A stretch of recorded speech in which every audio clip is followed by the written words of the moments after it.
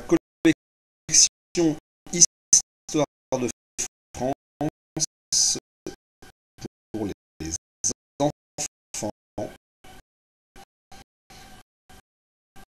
Jean-Luc Deschêdière, alias Mister D, vous présente pour sa classe de CM1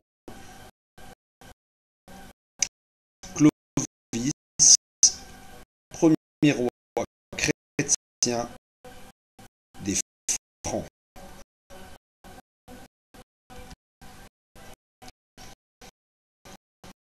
Alors j'ai réalisé cette vidéo pour apprendre l'histoire de France aux enfants de mon école. J'y ai rassemblé des documents trouvés sur Internet. Elle n'est pas destinée à des universitaires, des historiens, des spécialistes, des chercheurs, mais uniquement à des enfants, leurs parents et leurs professeurs.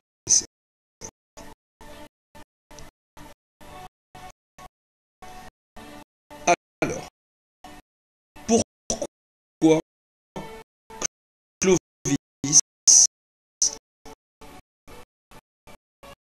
qui est l'un des nombreux grands personnages de l'histoire, est-il resté célèbre?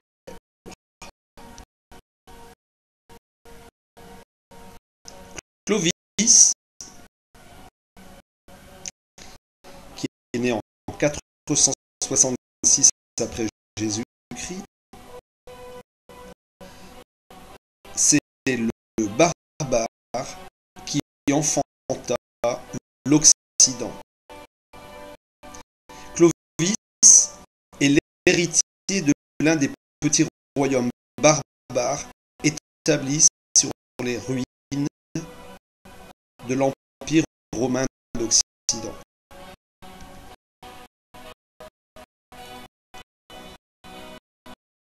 Il va rassembler sous son autorité un immense territoire, des Pyrénées à la Rhénanie. Mieux encore, par son baptême dans la foi catholique, il va rallier à lui les élites gallo-romaines et assurer l'avenir de sa dynastie sur le Regnum Francorum ou Royaume des Francs qu'il aura fondé. Voilà l'œuvre gigantesque qui va permettre à Clovis de rester célèbre dans l'histoire de France.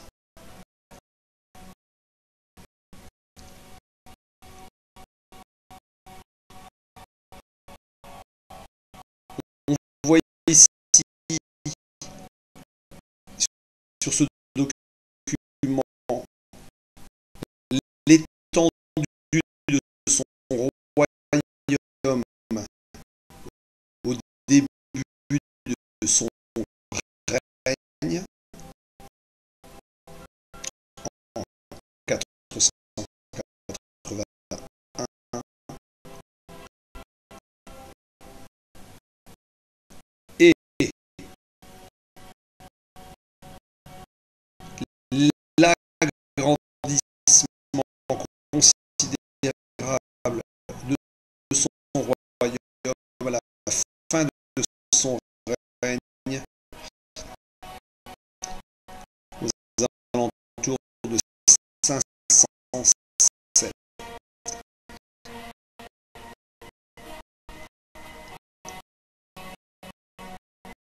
comment Clovis est-il devenu célèbre?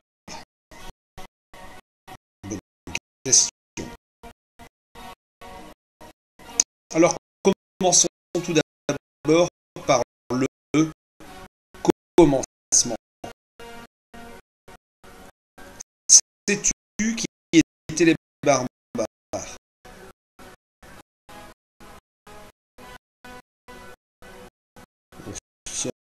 Nous sommes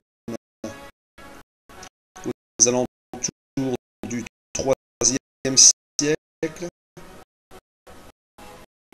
après Jésus-Christ. Premières attaques.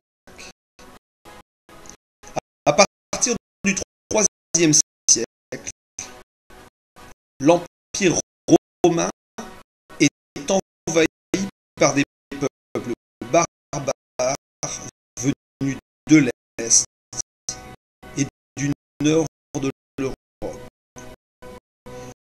On trouve entre autres les Goths, les Visigoths, les Alamans, les Francs, les Saxons, les Frisons, les Burgondes, les Vandales et encore bien d'autres.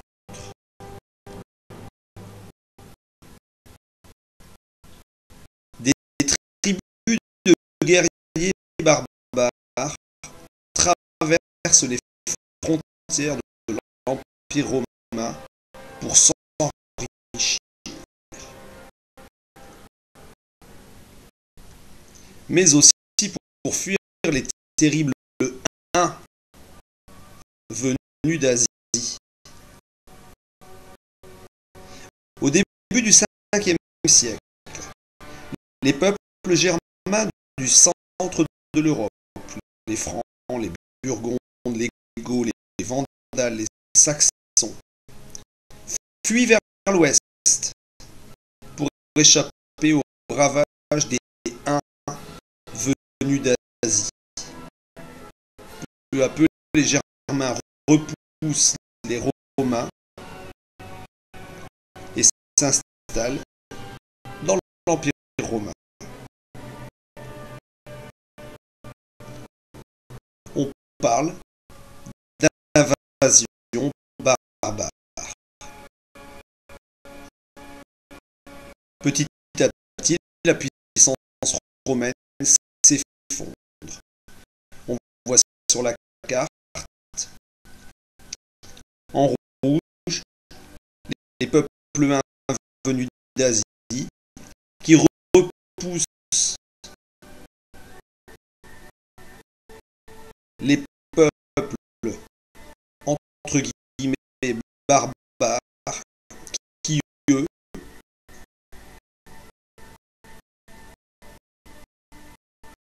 s'introduisent dans l'Empire romain en Gaule.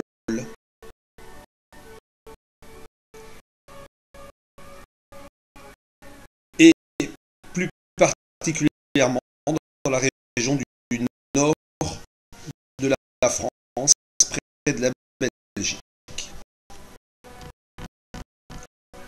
C'est l'époque de la fin de l'Empire romain, 476 après Jésus-Christ. On voit ici en vert que l'Empire romain était considérablement étendu tout autour de la Méditerranée jusqu'à l'Angleterre. Eh bien, la fin de l'Empire romain, c'est aussi la fin de l'Antiquité.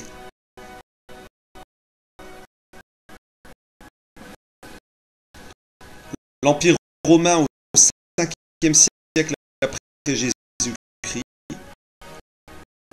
n'est plus aussi puissant. Une longue période de paix, de plaisir se termine.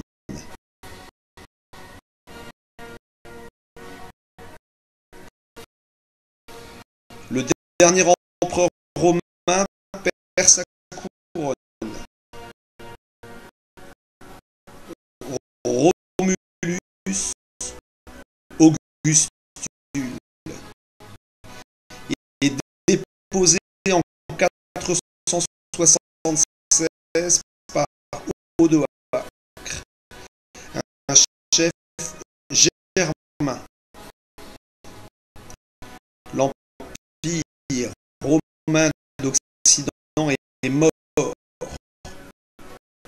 Traditionnellement, cette date marque la fin de l'Antiquité en Europe et le début du Moyen Âge. L'Antiquité est finie. C'est à ce moment-là que Clovis fait son entrée dans l'histoire de France.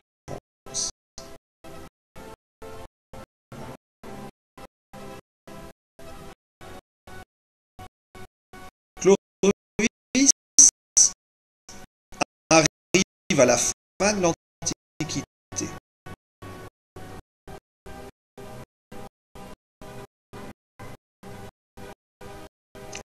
Avec lui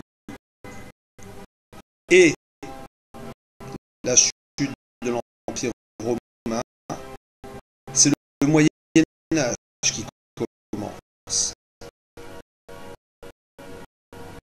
On voit ici les 5 périodes de l'histoire simplifiées, la préhistoire,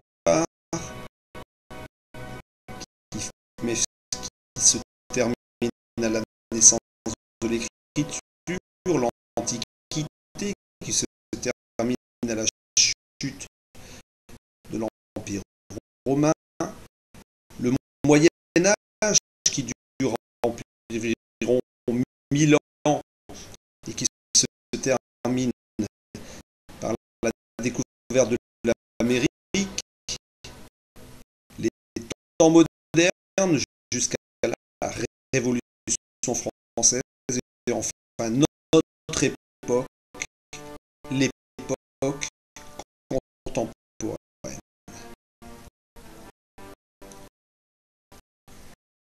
La Gaule romaine, au 5e siècle après Jésus-Christ, compte environ 8 millions d'habitants, c'est-à-dire beaucoup moins qu'actuellement.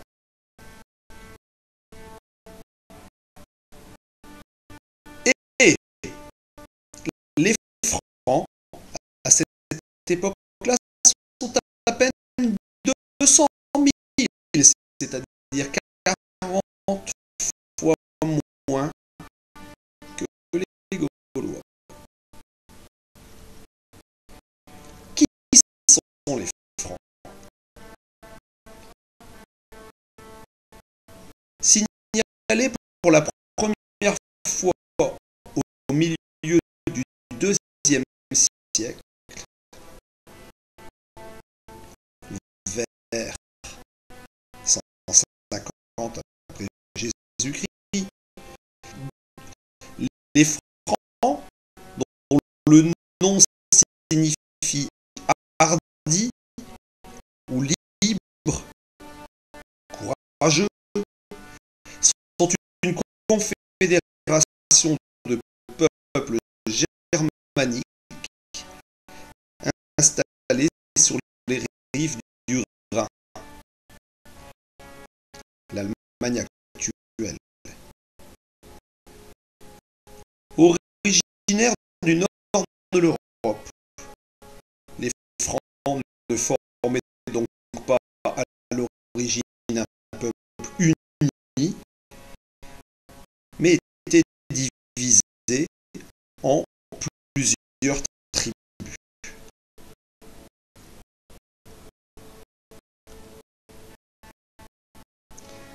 À quoi ressemblent-ils ces Francs? Eh bien, sur cette illustration, on voit reconstitution hypothétique d'un guerrier franc, car aucun document photographique, bien sûr, d'époque, bien sûr, ne nous montre un guerrier franc, mais on a aussi quasiment aucune représentation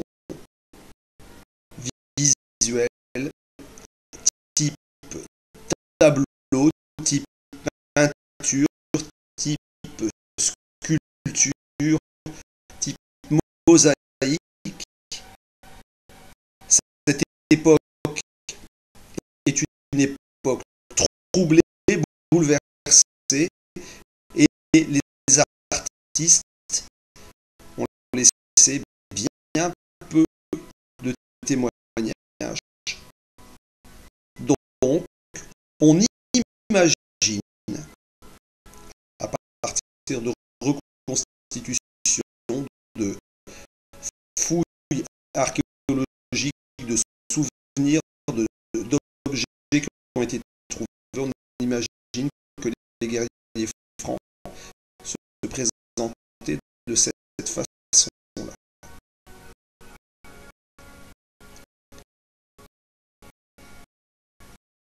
Alors les Francs, ce sont d'abord des guerriers bien armés.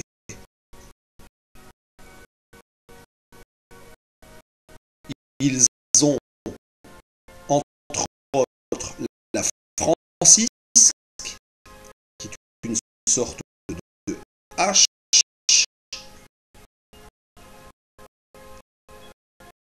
l'angon, la cottue, la framée, la spada.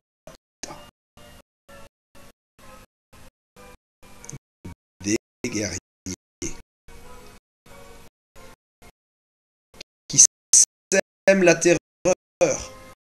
On voit ici le siège d'une ville par des guerriers francs d'après une enluminure d'époque. Bien organisée, bien entraînée.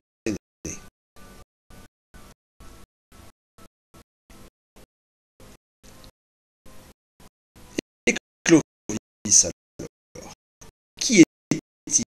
Qui est ce Clovis?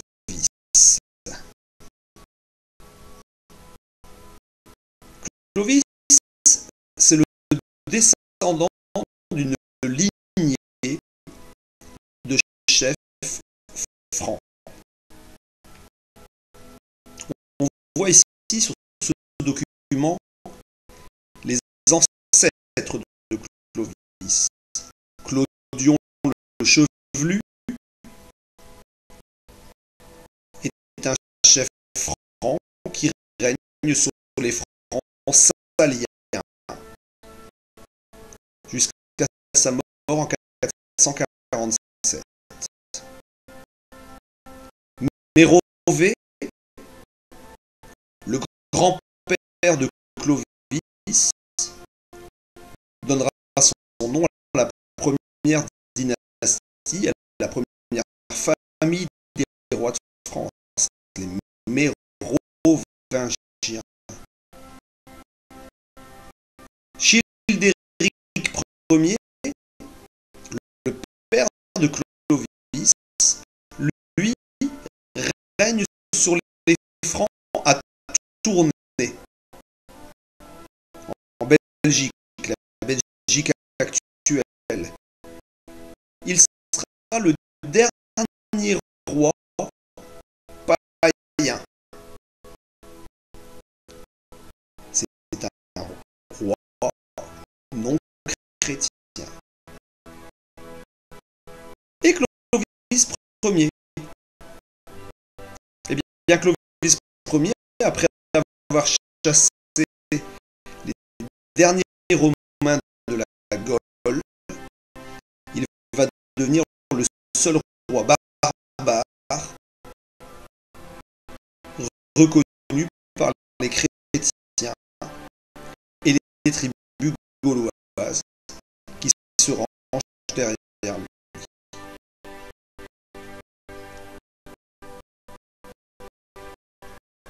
On voit ici sur cette illustration le sceau du père de Clovis qui lui permettait de signer, d'attester les documents. Childéric Ier était le roi des Francs à tourner vers 457 après Jésus.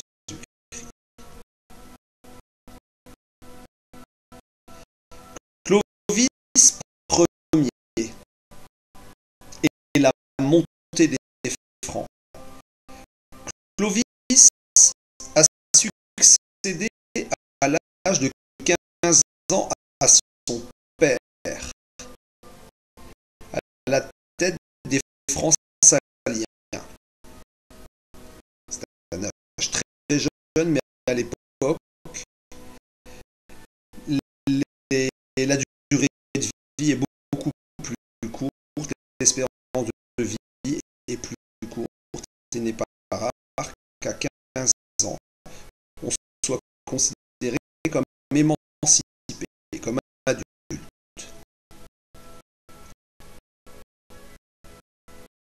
Il succède à son père à l'âge de 15 ans à la tête des Francs saliens. C'est une tribu germanique établie dans l'Empire romain sur les bords du Rhin inférieur et dans l'actuelle Belgique. Donc on se situe entre les frontières actuelles de l'Allemagne et de la Belgique, aux confins de la France, qui s'appelait à l'époque la Gaule, bien sûr.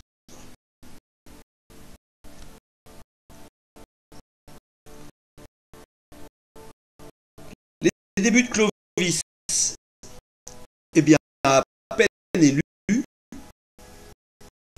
il entreprend la conquête de la Gaule. Il entre alors dans un milieu très romanisé et de région catholique. Car il faut savoir que à la fin de la période gallo-romaine,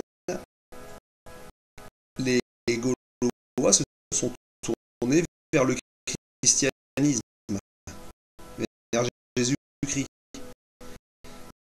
Et bon nombre de Romains aussi se sont convertis.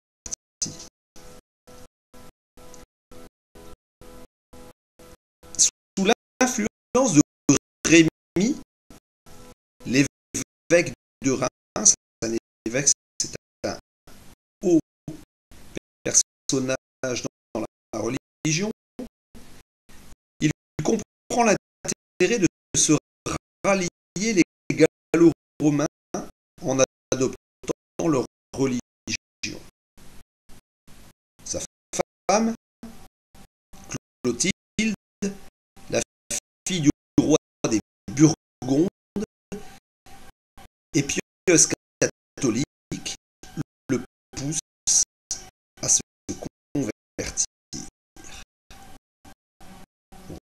Ici sur ces documents, par exemple, Clotilde en prière, Rémi, l'évêque de Reims.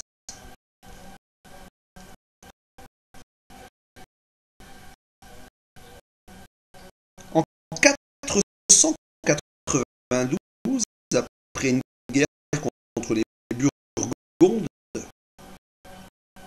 et un traité avec le roi Gondebaud, Clovis épouse Clotilde, la nièce de Gondebaud.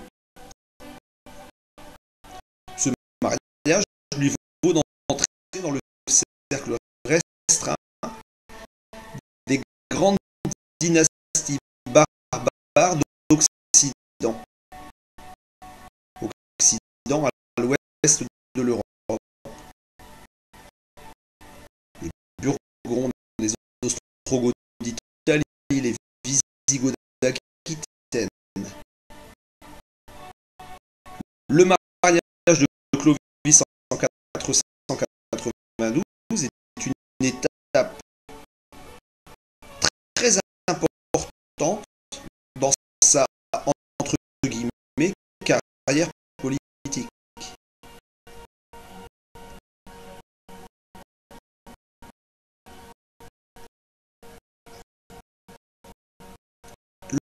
Le baptême chrétien de Clovis le jour de Noël 496.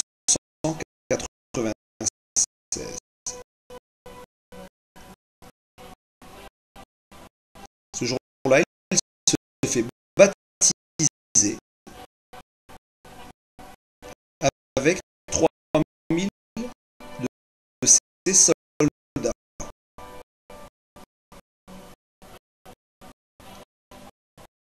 Il se fait baptiser, c'est-à-dire qu'il adopte la religion chrétienne. Il devient chrétien. Il abandonne les dieux francs, les croyances païennes des francs pour devenir catholique. Et ce, grâce à l'évêque de Reims, Rémi, que l'on voit ici sur cette statue qui se trouve à Reims.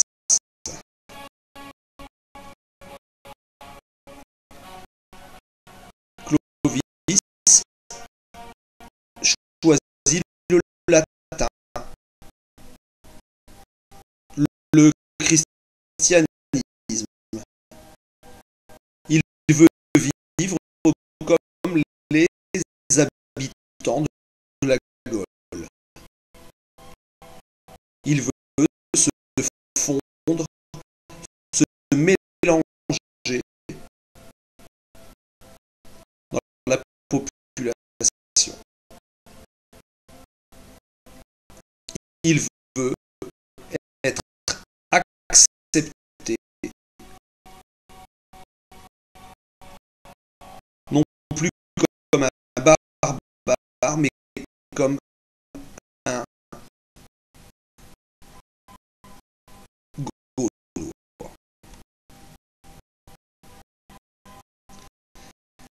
Clovis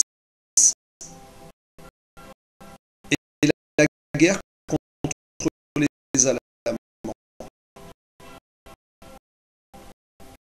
Période très importante dans sa vie. En 496, à Tolbiac, près de Cologne, en Allemagne actuelle, les Francs repoussent une attaque des Allemands, une tribu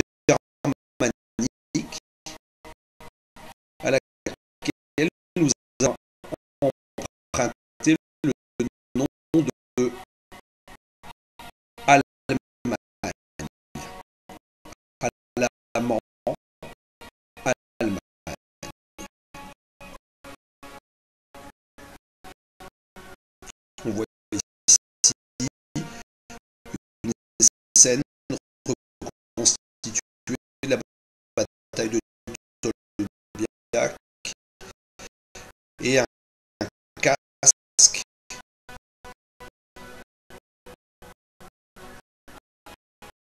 à la main.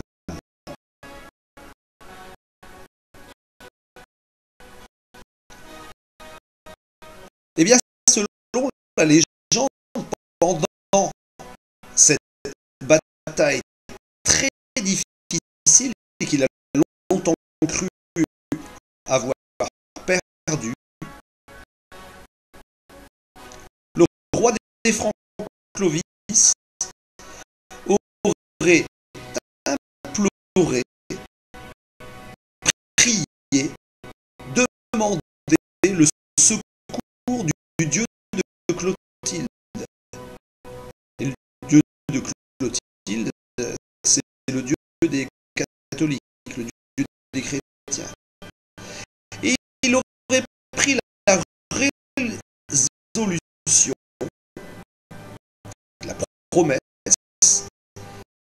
de se convertir si la victoire lui était donnée.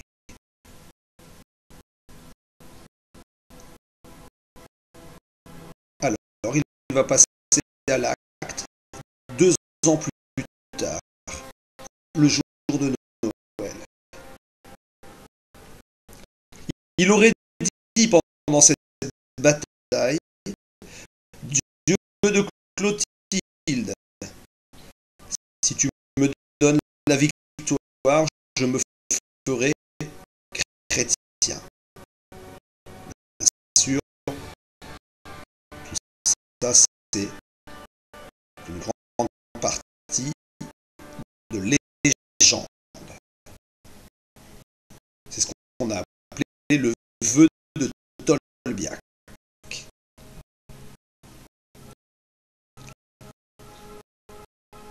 En 511, eh bien, le roi des Francs s'éteint. Il meurt à Paris à l'âge approximatif de 46 ans. Peu avant sa mort, il avait partagé son empire entre ses 4 fils. Reims revient au plus puissant d'entre eux, Thierry Ier. Orléans à Clodomir, Paris à Childebert, et enfin Soissons à Clotaire Ier. Clovis, lui, sera inhumé dans la basilique des Saints Apôtres à Paris. Durant 2 siècles et demi, la dynastie des Mérovingiens, la famille mérovingienne, régnera sur les vestiges du royaume de Clovis, avant de faire place plus tard aux Carolingiens. Et on voit ici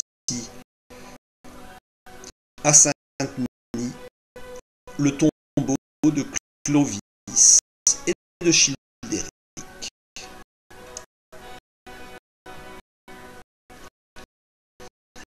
Alors pour la petite histoire, le prénom Clovis, tout d'abord, eh bien Clovis s'appelait en réalité Chlodovech, qui signifie illustre à la guerre, guerrier courageux. Les historiens le déformèrent en Clovis.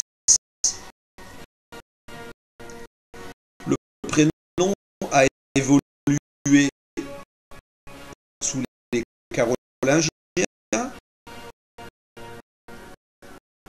Clodovicius, puis Lodovicius, avant de Ludovic de nos jours.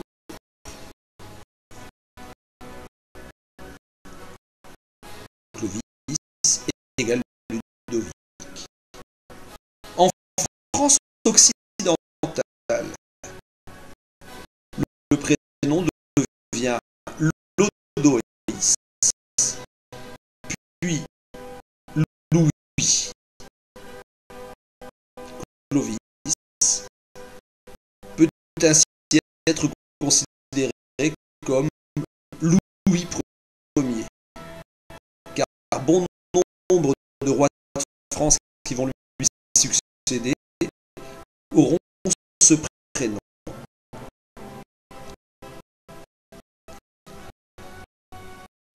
On voit ici les descendants de Clovis, les rois mérovingiens, que certains appelleront les rois fainéants. Ce sera une grande dynastie dont on connaît assez peu de choses, dont on a trouvé assez peu de traces.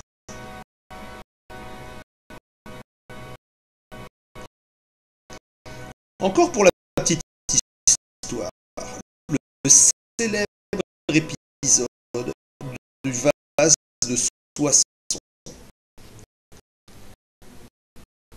la vengeance de Clovis à Soissons. Soissons est une ville de France. Alors qu'il passe ses troupes en revue, alors qu'il inspecte ses soldats, le roi des Francs reconnaît un soldat qui, un an auparavant, l'avait défié en frappant d'un coup de hache un vase liturgique en argent qu'il voulait offrir à l'évêque de Reims. Un vase liturgique, c'est un vase religieux. Le combattant s'était écrié à l'égard du roi: toi, Clovis, tu n'auras rien ici que le sort t'attribuera vraiment. Car il faut savoir que chez les Francs, les butins, les trésors de guerre étaient partagés en parts égales entre tous les combattants, aussi bien le roi que ses soldats. Et Clovis, qui avait été privé de ce vase qu'il voulait offrir à Rémi, n'a pas oublié cet affront. Alors il reconnaît notre homme, il lui reproche sa tenue négligée et il jette ses armes à terre. Le guerrier se penche pour les ramasser et Clovis en profite pour lui asséner un coup de sa propre hache sur la tête.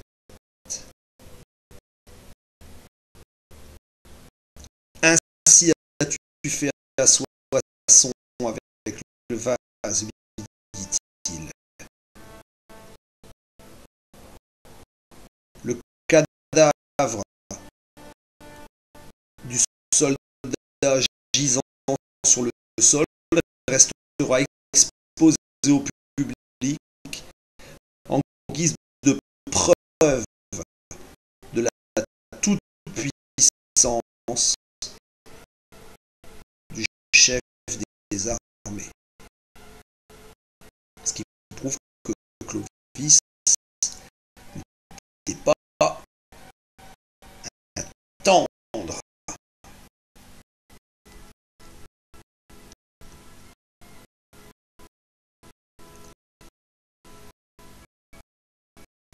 Alors, parmi les descendants de Clovis, il y a un mérovingien qui est célèbre, c'est le bon roi d'Agobert, celui qui a mis sa culotte à l'envers.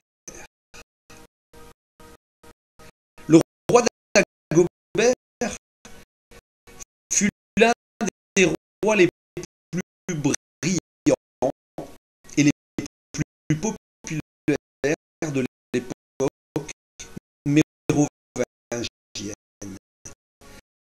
Il fit de nombreuses conquêtes, créa des monastères, se déplaça dans ces territoires pour rendre la justice. Il eut comme principaux conseillers des hommes remarquables comme saint Ouen, saint Didier et surtout saint Éloi. Le bon saint Éloi lui dit: ô mon roi, votre majesté est mal culottée. C'est vrai, lui dit le roi, je vais la remettre à l'endroit.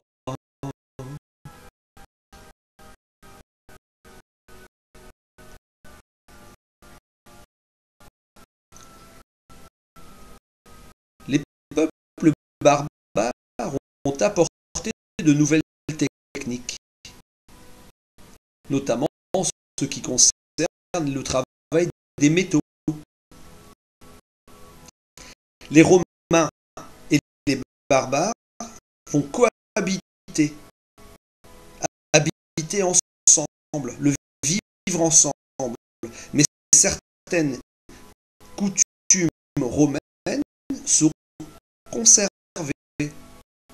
Ainsi, les barbares utilisent le calendrier romain ou encore les mesures des Romains.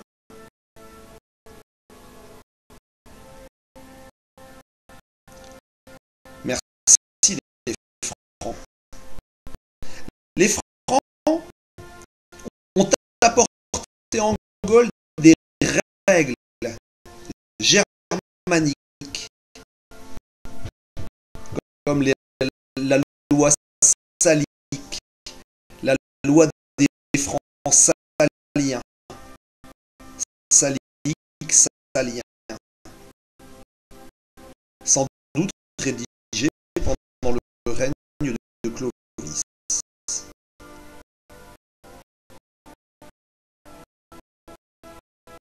Alors, cette loi salique, par exemple,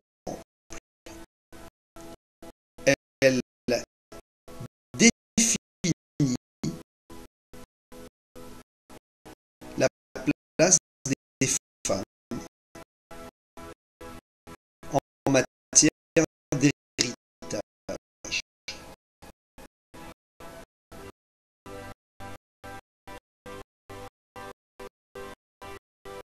Les filles, selon la loi salique, ne peuvent pas hériter de la terre du domaine paternel.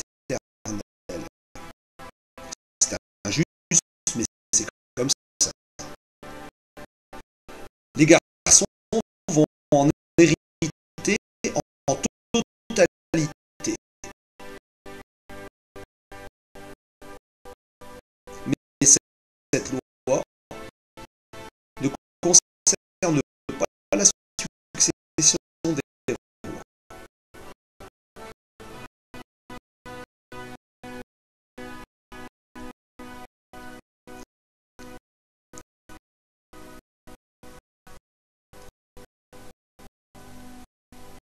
La loi salique fixe aussi le prix du sang.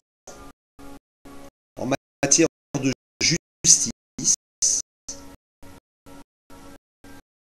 le prix du sang était une amende qu'il fallait payer lorsqu'on avait commis un crime ou même prononcé une injure.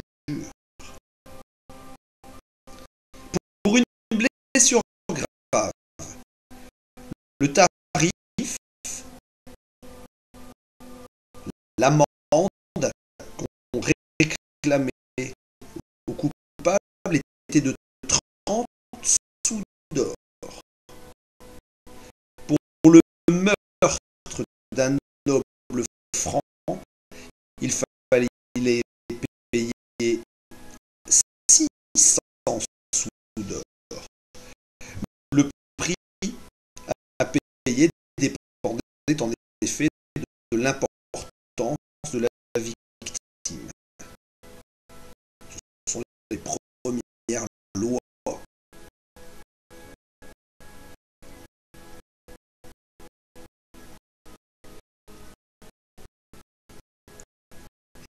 Merci les francs. Parce que les francs nous ont apporté aussi une part de leur langage.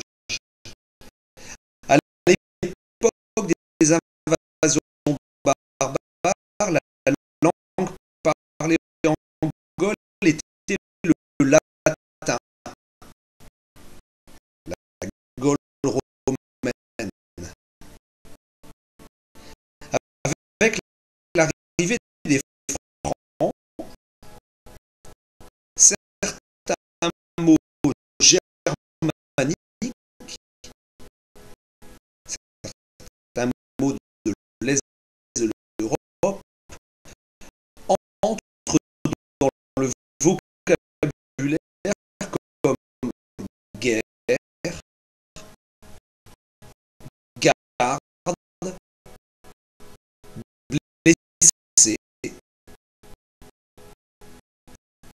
Nous devons aussi aux langues germaniques des prénoms comme Berne, Ardo, qui signifie ours fort. Il va donner le nom Bernard, ou Rodoberto, la gloire brillante, prénom Robert, Théobaldo, qui signifie peuple hardi, peuple courageux. Théobaldo, c'est le Thibaut, et Clodovecius, le Ludovic, le Louis.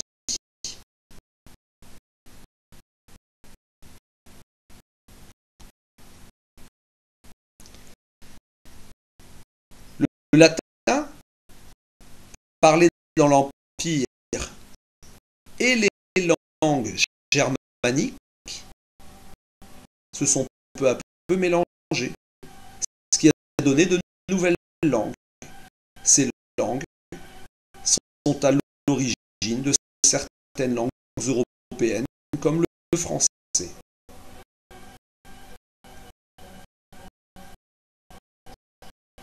Alors maintenant, voici ce qu'il faut retenir après toutes ces explications. Le résumé qu'on apprendra en classe.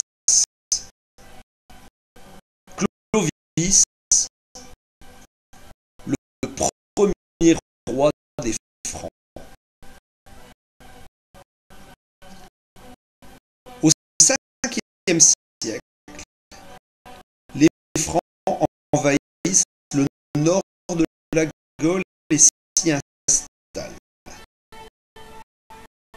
Le peuple franc était alors constitué de plusieurs tribus.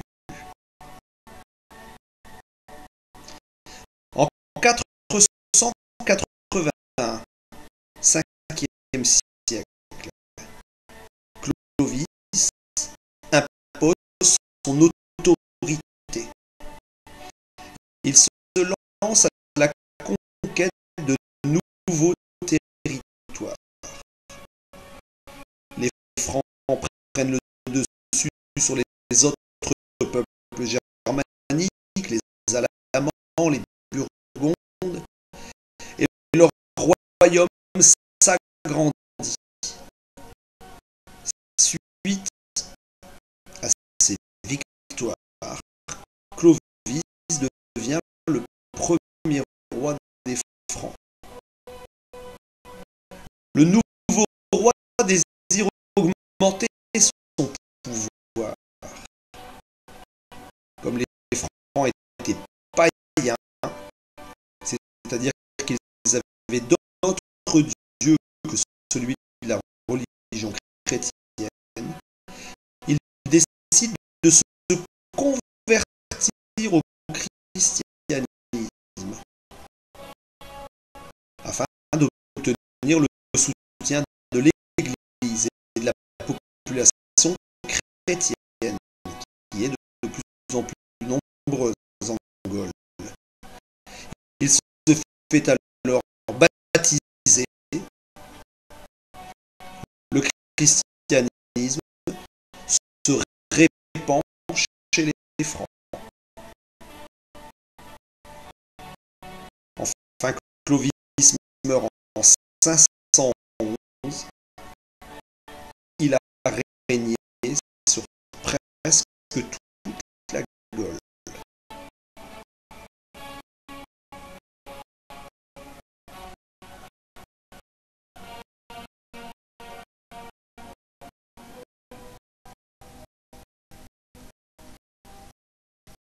Voilà, je vous remercie